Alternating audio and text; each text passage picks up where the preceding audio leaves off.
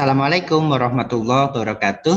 Alhamdulillah pada kesempatan ini Roni Ismail Channel bisa menjumpai lagi saudara-saudara semua dosen-dosen muda, terutama yang non keguruan atau yang non kependidikan, dalam video tentang RPS, rencana pembelajaran semester, yang fokus pada unsur ketiga, yaitu strategi atau metode pembelajaran. Dan pada kesempatan ini sudah masuk ke wrap up. Sudah masuk ke wrap up atau ke kesimpulan.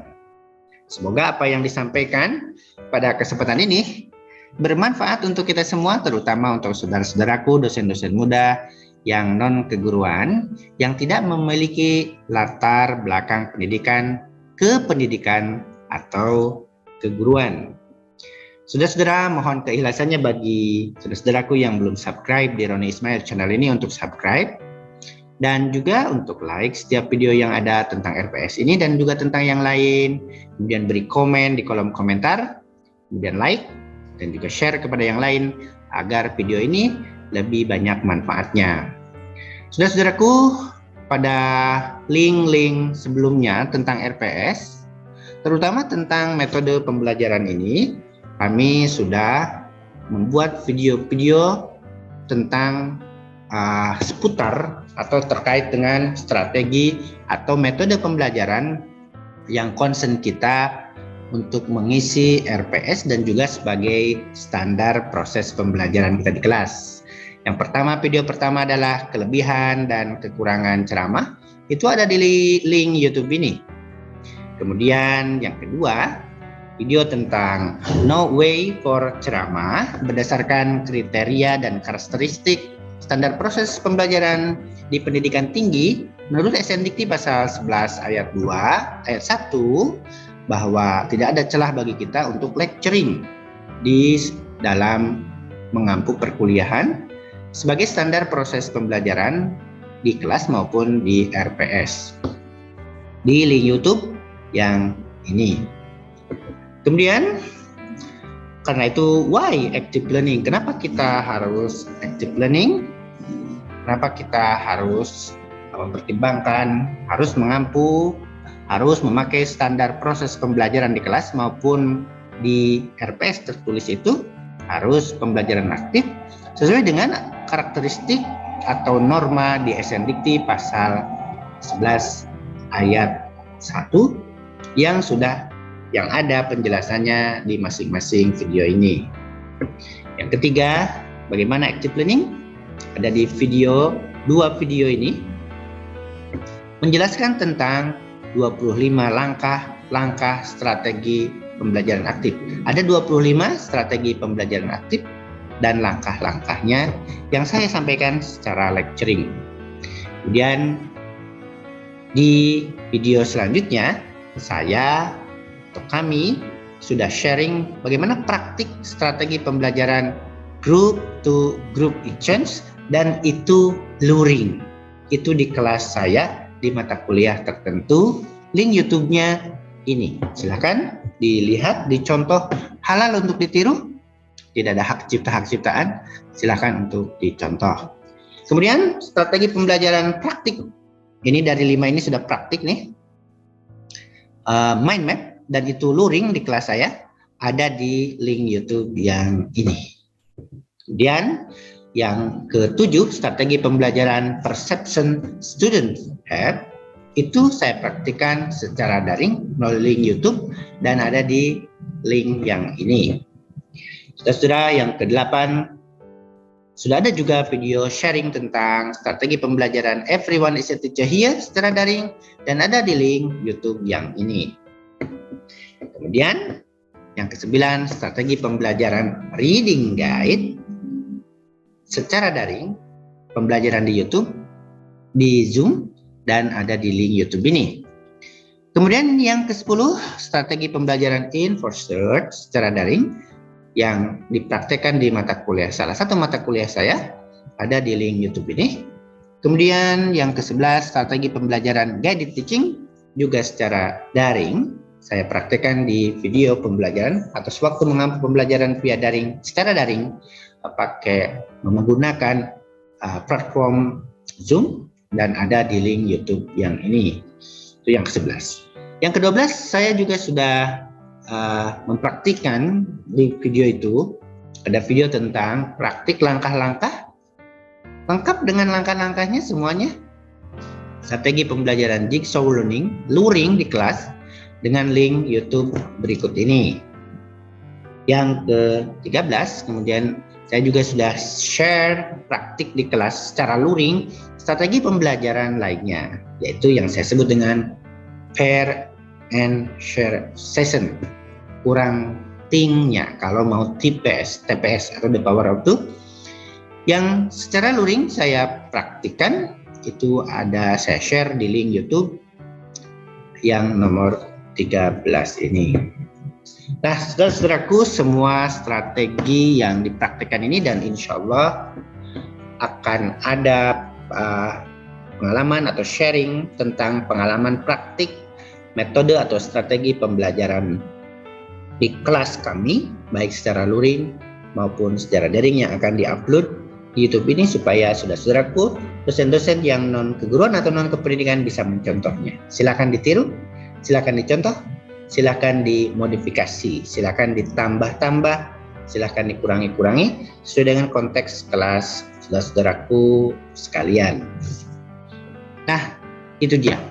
Lengkap dengan setiap video pembelajaran atau strategi pembelajaran ini lengkap dengan yang pertama, tayangan pertama ada nama strategi atau metodenya, terus ada langkah pertama apa, langkah kedua apa, langkah ketiga apa, sampai langkah terakhir tanya jawab dan penutup, dan juga sebelumnya klarifikasi dari dosen. So, praktik-praktik strategi pembelajaran yang saya sharingkan di YouTube ini sangat bisa Bapak Ibu, saudara-saudaraku contoh di kelas saudara-saudaraku sekalian, karena dilengkapi dengan nama strategi pembelajaran dan juga langkah per langkahnya.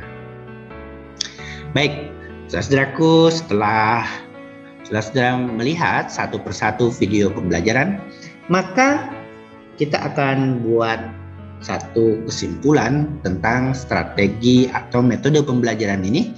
Satu, sebagai standar proses pembelajaran kita mengampu di kelas, dan juga untuk mengisi kolom metode pembelajaran di RPS kita masing-masing. Di screen sudah ada slide tentang participation and contribution in the process of change. Nah, saudara, kalau kita pakai strategi ceramah ini, berapa dosen mengambil kesempatan partisipasi dan kontribusi dalam proses perubahan di kelas? Kalau ceramah, seperti sang ustadz menyampaikan khutbahnya, atau sang pendeta menyampaikan ceramahnya kepada jemaatnya di tempat peribadatan. Jika seorang dosen seperti sang ustadz tadi atau sang pendeta tadi, maka berapa persen si dosen dengan ceramah ini mengambil kesempatan? Mungkin sampai 100 di sini kan? Bisa jadi sampai 100% jika memakai strategi nomor pertama, yaitu ceramah ini. Mahasiswa di mana? Mahasiswa di bawah sini, no. Mahasiswa ngantuk, mahasiswa bosan, dan lain-lain. Mahasiswa di sini. Oke, itu dia untuk strategi yang pertama ini. Untuk strategi yang pertama ini. Jika seorang dosen menggunakan strategi pembelajaran G2G, Group to Group Exchange, seperti di video itu, berapa persen dosen mengambil kesempatan? Kira-kira dosen mengambil kesempatan 20 di strategi yang kedua, sedangkan mahasiswa 80 sampai ke atas, minimal 80. Sehingga yang berpartisipasi lebih banyak, yang berkontribusi lebih banyak dalam sebuah proses pembelajaran adalah mahasiswa. Menggunakan nomor 2 ini, G2G. Jika mind map, berapa persen dosen? Dosen kira-kira 15-20 sama di sini. Sisanya 80-85 adalah mahasiswa. Oke, artinya yang lebih banyak berpartisipasi dan berkontribusi dalam proses pembelajaran, proses perubahan di kelas adalah yang lebih banyak adalah mahasiswa. Yang keempat, enforced, jelas di contoh itu. Dan apalagi dalam kelas luring, dosen kira-kira ada di sini-sini. Ada di poin-poin sini dosen. Sedangkan mahasiswa ada di poin yang sini. 75 ke atas, 80 ke atas. Begitu juga reading guide. Berapa persen dosen? Dosen mungkin sekitar 25 ini. Sini ini. Dosen. Sedangkan 80 adalah 80% adalah mahasiswa ini. Itu pakai strategi yang kelima yang disebut dengan reading guide. Nah, begitu juga dengan strategi seminar kelas. Kira-kira bagaimana ketika dosen mempersilakan mahasiswanya, silakan lihat lagi videonya, untuk menyampaikan pokok-pokok pikirannya dari apa yang sudah dia baca, dia ringkas. Mahasiswa mungkin sampai 90% ya. Mahasiswa mungkin sampai di sini nih. Sedangkan dosen di bawah 15. Di sini dosen di sini. Dan lain-lain video itu kalau kita lihat, maka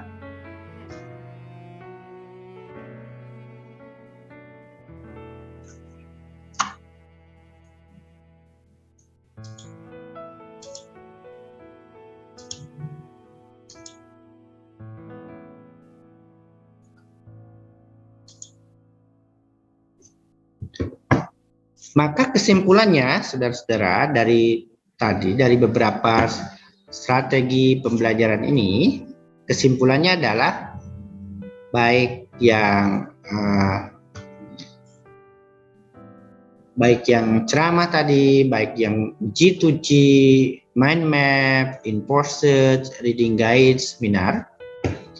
Kalau kita lihat persentasenya yang tadi, di mana mahasiswa itu 75 ke atas, sedangkan dosen 25% ke bawah dalam mengambil partisipasi dan kontribusi di kelas itu. Maka jika kelas adalah waktunya 100 menit, 75 menit itu harus digunakan oleh mahasiswa minimal. Sedangkan dosen maksimal di sini 25% untuk mengambil kontribusi partisipasi dalam proses perubahan itu. Nah, saudara-saudaraku, itulah kesimpulannya. Ini kesimpulannya begitu. Minimal 75%. Dan dosen maksimal 25% mengambil kesempatan dalam proses partisipasi, kontribusi di kelas itu. Sekali lagi, dosen maksimal 25%, di 25% ke bawah nih, no more than 25%. Kemudian mahasiswa minimal 75%. Syukur-syukur bisa sampai 90%. Artinya, jika yang terjadi seperti ini, maka yang lebih berpartisipasi, lebih berkontribusi, lebih berubah, itu adalah mahasiswanya, bukan dosennya. Artinya sesuai dengan apa yang diamanatkan oleh SNDikti tentang standar proses pembelajaran di pasal 11 ayat 1, seperti yang sudah didiskusikan di video-video sebelumnya. Nah, hal itu juga selaras dengan semangat makna guru, makna murid, dan makna stratogo yang digunakan dalam dunia pendidikan. Saudaraku, ada yang tahu apa itu makna guru?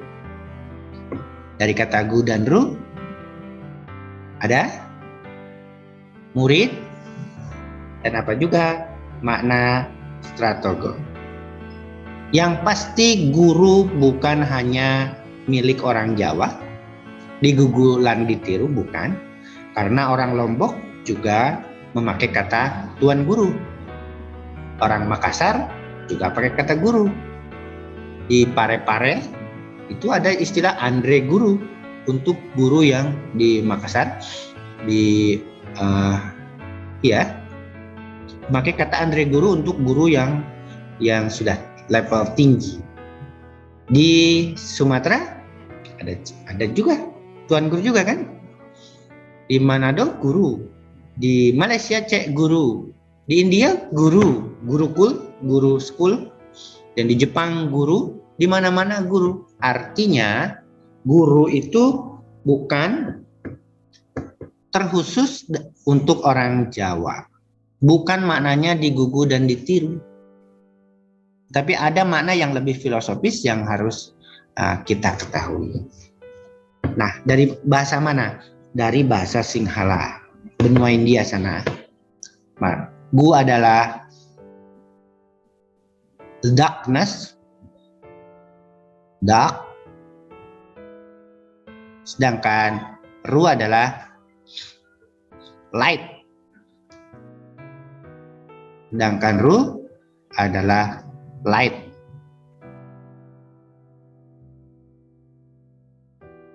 Ini maknanya.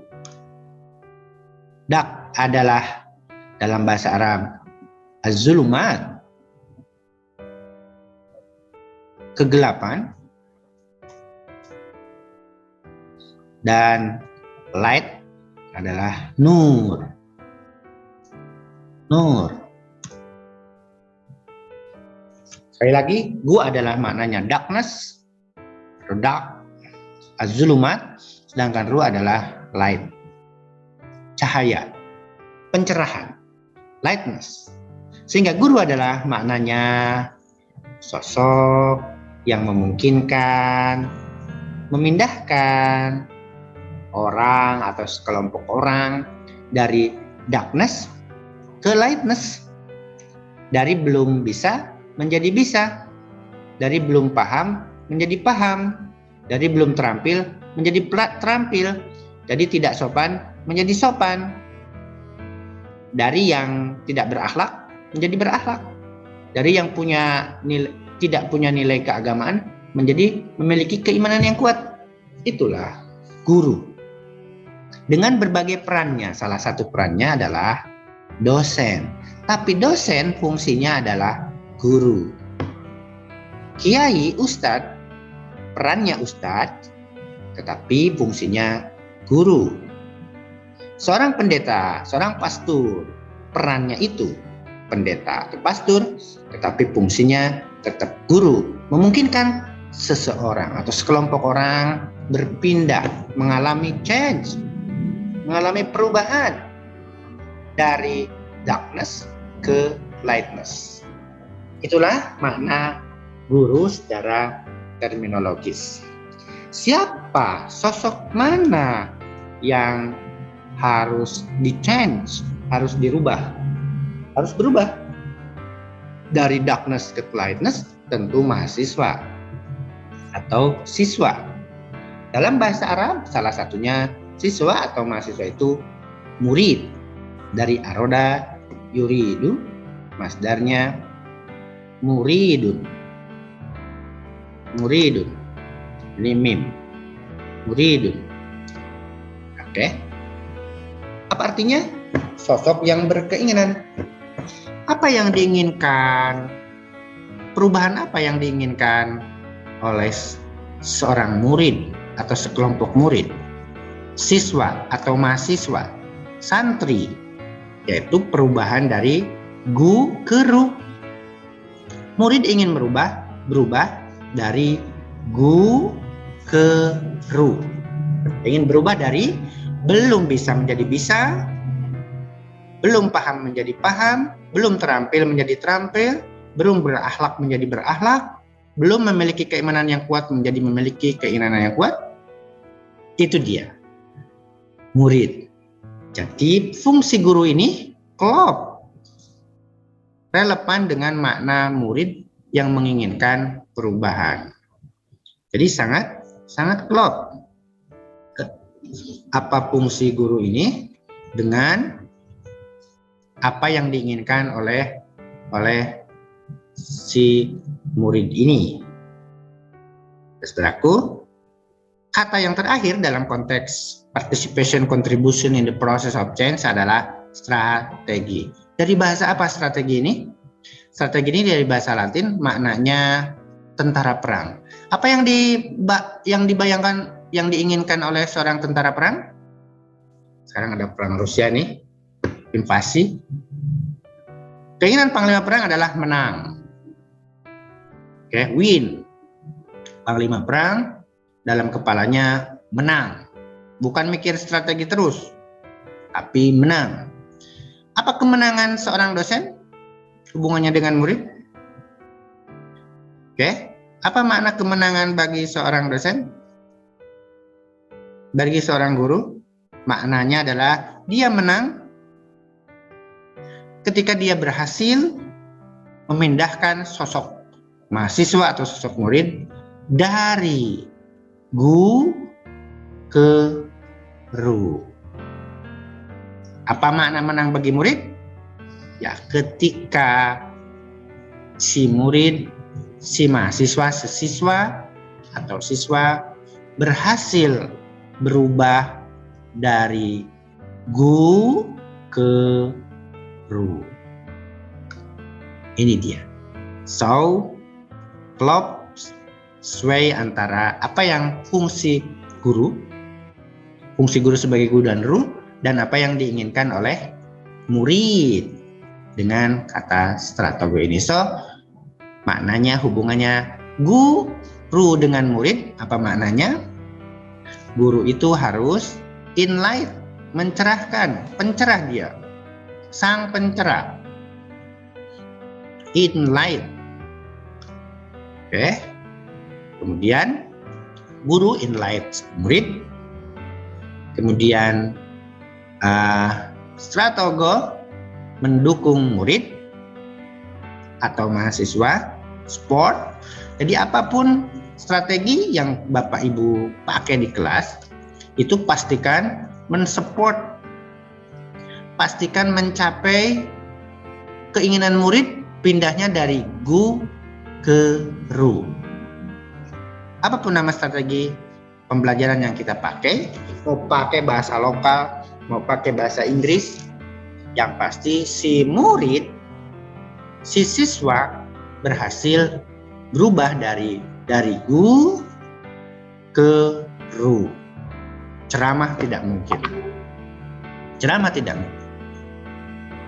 Mahasiswa harus lebih banyak mengambil kesempatan waktu di kelas, minimal 75%, dan dosen jangan banyak-banyak, maksimal 25%. Itu strategi yang memungkinkan pencapaian keinginan si murid untuk berubah dari gu menjadi ru. Apa hubungan strategi dengan guru? Tentu apapun strateginya harus mensupport fungsi guru.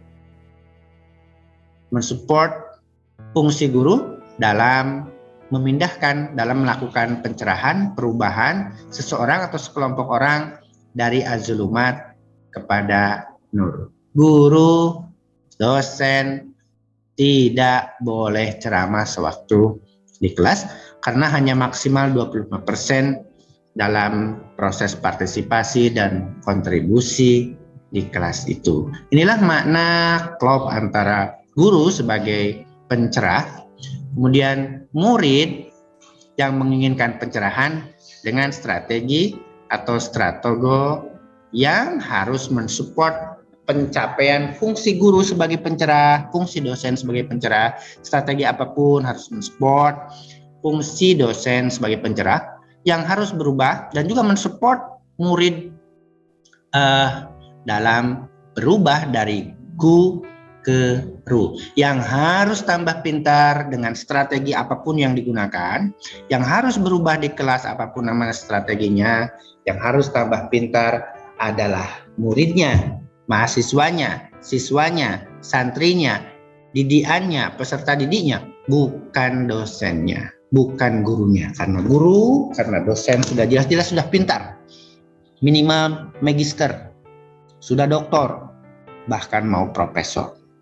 Itu poinnya di kesimpulan ini, bahwa strategi apapun, metode pembelajaran apapun, pastikan mensupport fungsi guru sebagai pencerah dari gu ke ru, dan juga pastikan strategi apapun mensupport keinginan murid untuk change, untuk berubah dari gu kepada ru ini. Oke, mohon dicatat ini saudara-saudaraku, terutama saudaraku yang non keguruan ini. Kesimpulan demikian tentu relevan dengan karakteristik standar proses atau strategi atau metode pembelajaran SNDIK di pasal 11 ayat 1 yang sering diulang-ulang di video-video saya, bahwa pembelajaran harus bersifat interaktif, mahasiswa minimal 75%, dosen maksimal 25%. Holistik, mengintegrasikan hampir sama ini potensi mahasiswa secara kognitif, afektif, psikomotorik, bahkan spiritual. Kemudian saintifik sudah pasti berbasis sains, bukan ilmu dukun. Kemudian kontekstual, pembelajaran harus berbasis kontekstual. Kalau datanya harus diambil di lapangan, ya pakailah strategi mini riset lapangan. Melalui wawancara dengan masyarakat, wawancara dengan subjek-subjek yang kita kaji.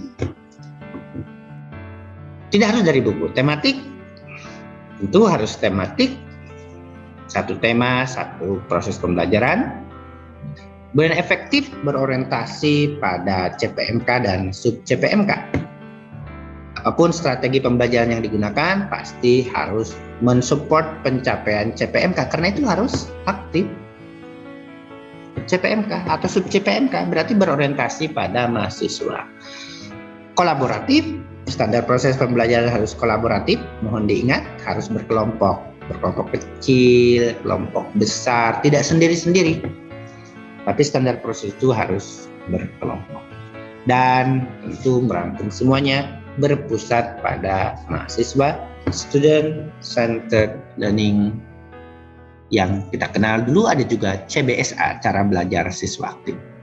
Nah, semua karakteristik ini menguatkan kesimpulan kita bahwa pembelajaran, standar proses, strategi atau metode pembelajaran di kelas itu harus menggunakan pembelajaran aktif atau active learning ini. Dengan demikian, saudara-saudaraku, marilah kita berani untuk mengatakan say yes to active learning dan say no to passive learning. Karena sekali lagi yang harus berubah dari gu ke ru adalah mahasiswa, siswa, santri, peserta didik, bukan dosennya. Dosennya sudah pintar, gurunya sudah pintar, yang belum pintar, yang belum terampil adalah mahasiswanya. Jika kita sudah menelaah ini, berarti saudara-saudara kolom tadi tentang standar proses, kita sekarang kembali ke RPS. Berarti saudara-saudara kolom RPS tentang metode pembelajaran yang ini itu sudah terisi. Misalnya untuk sub CPMK pertama di mata kuliah ini, strateginya adalah perception student have. Waktunya 1 kali tatap muka 100 menit 2 SKS. Si dosen punya pengalaman, kepercayaan diri bahwa dengan strategi ini bisa mencapai sub CPMK yang pertama. Begitu juga InfoSearch sebagai metode pembelajaran lainnya, menurut si dosen mampu merubah mahasiswa menjadi mampu menguraikan yang sub CPMK kedua. Oke, mahasiswa mampu. Nah, orientasinya mahasiswa bukan dosen mampu. Ini 1 kali tatap muka, 1 metode atau strategi pembelajaran. Kemudian ada mini riset pustaka atau lapangan bahkan. Itu menurut si dosen bahwa mahasiswa akan mampu untuk mencapai sub CPMK yang ketiga ini. Waktunya 1 kali tatap muka. Di sini ada tatap muka, ada BM, ada TT, saudara. 1 SKS itu kan begitu maknanya. 1 SKS adalah 50 menit tatap muka, 60 menit belajar mandiri, ini tatap muka, dan 60 menit tugas terstruktur. Jadi mahasiswa harus diberi tugas, ini 1 SKS loh.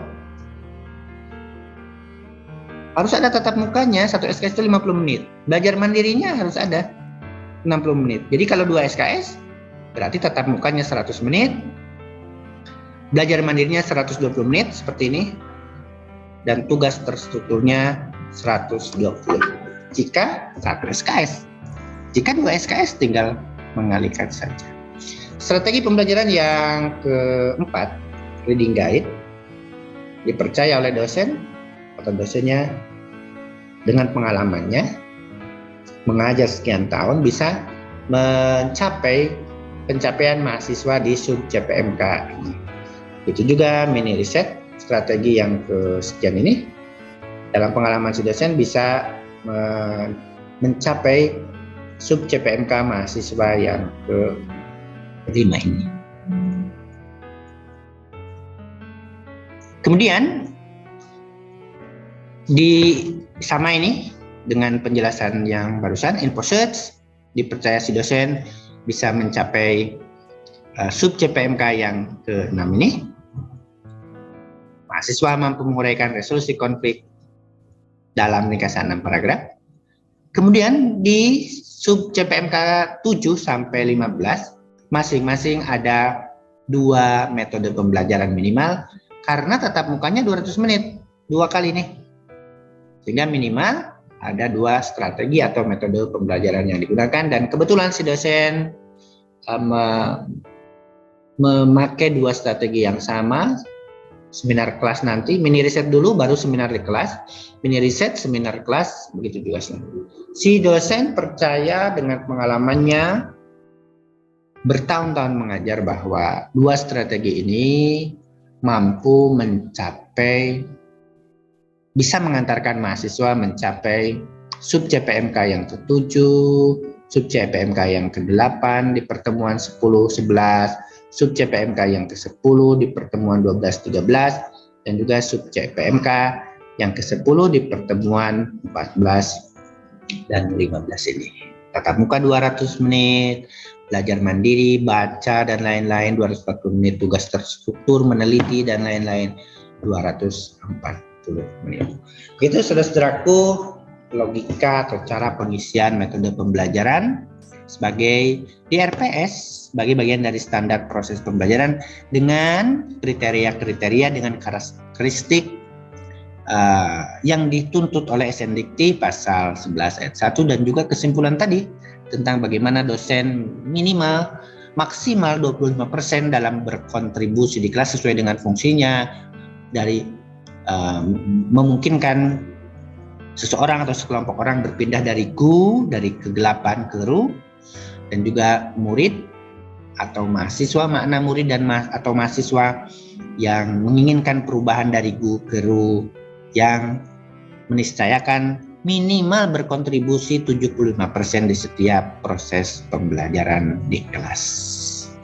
Kita tinggal mengisi kolom deskripsi tugas, kriteria penilaian, dan bobot penilaian yang kesemuanya ini masuk ke standar proses penilaian atau dalam bahasa sehari-hari kita disebut dengan evaluasi insya Allah akan ada video selanjutnya tentang evaluasi, tentang bagaimana kita mengoreksi yang fair, bagaimana tes yang fair, mengoreksi yang fair, dan juga menilai yang fair, yang sesuai yang didapat.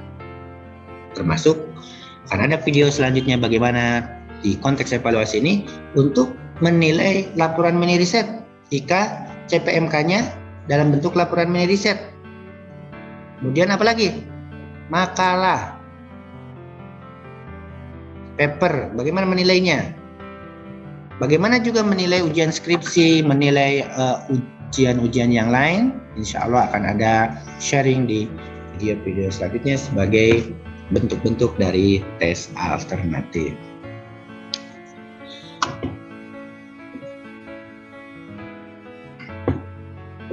Baik, saudara-saudaraku, terima kasih atas perhatiannya dan waktunya untuk menonton video-video di Roni Ismail Channel ini. Semoga ada manfaatnya untuk kita semua, untuk saudara-saudara terutama yang dosen-dosen muda non keguruan, juga mungkin juga bermanfaat sedikit untuk saudara-saudaraku dosen-dosen yang berlatar belakang keguruan atau berpendidikan. Mudah-mudahan ada manfaatnya yang sedikit ini. Sekali lagi terima kasih atas perhatiannya dan mohon keikhlasannya untuk subscribe bagi yang belum, like semua video ini, kemudian beri komen di kolom komentar untuk perbaikan konten maupun teknisnya. Bunyikan loncengnya, kemudian juga share pada yang lain. Assalamualaikum warahmatullahi wabarakatuh.